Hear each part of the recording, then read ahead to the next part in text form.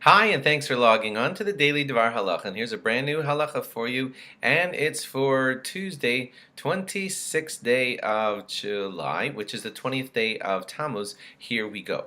We have been telling you some of the laws about making a siyum and eating meat during the 9 days if you make that special siyum for a sudas mitzvah or something of the sort. But you should just know that some people don't follow that custom, and they say, I'm not making a siyum during the 9 days. I don't want to eat meat during the 9 days. I'm going to postpone my siyum until after the 9 days, until after Tisha B'Av has passed. That's acceptable. They're doing okay if they do that. You don't have to yell at them. Some people say, I know that you could make a siyum and you could eat meat. I choose not to do that.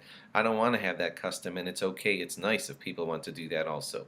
But you don't have to feel guilty if you make a siyum as long as you followed all of the proper rules that we have been saying.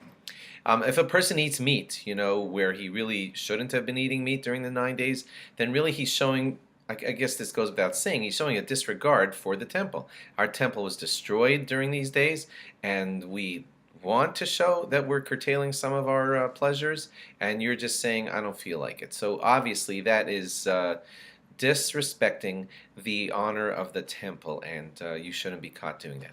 Okay, during the 9 days also, there is a custom to not do any laundry. Laundry is basically something that you wouldn't do if you were a mourner, and we are acting like mourners during this time, so don't do any laundry. You also should not be wearing freshly laundered clothing, so that usually the way we are in our Western world today, usually you'll take a fresh laundered shirt out of the closet each morning and put that on. So during the 9 days we don't do that.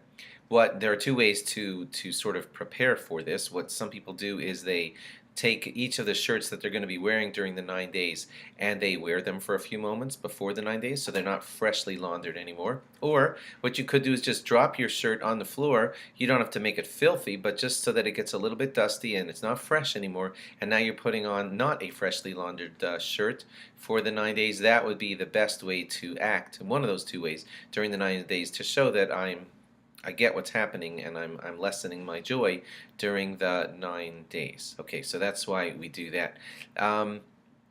Now, this does not apply to garments that are worn against your skin.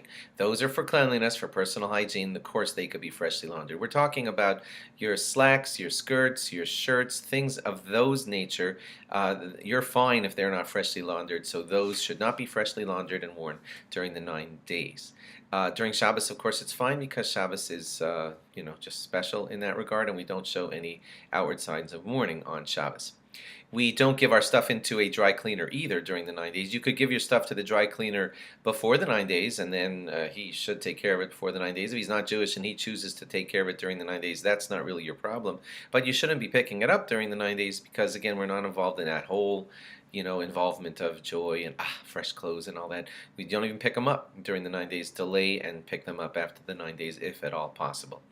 Now, sometimes you're going to hear from me, and you already have heard, that during the week in which Tisha B'Av falls, well, we ramp things up a little bit for certain laws. So I just want to say, as a kind of like a rule for the rest of what you're going to hear up until Tisha B'Av, that this year there is not real, according to most poskim, there is not really a Shvua Shechal Bo Tisha B'Av. There isn't a week in which Tisha B'Av falls, because Tisha B'Av is on Shabbos this year, and we will be fasting on this Sunday, so that's not called the week in which Tisha B'Av fell. Of course, on Tisha B'Av itself, you're going to keep all the strictest of laws, so that'll be fine. But the week before, which isn't really the week in which Tisha B'Av fell, you're going to follow the normal 9 days rules, and you won't have to call it the week of Tisha B'Av. You'll see that because we're going to mention that in certain halachas up ahead. Thanks for logging on, and log on again tomorrow for more. Bye-bye.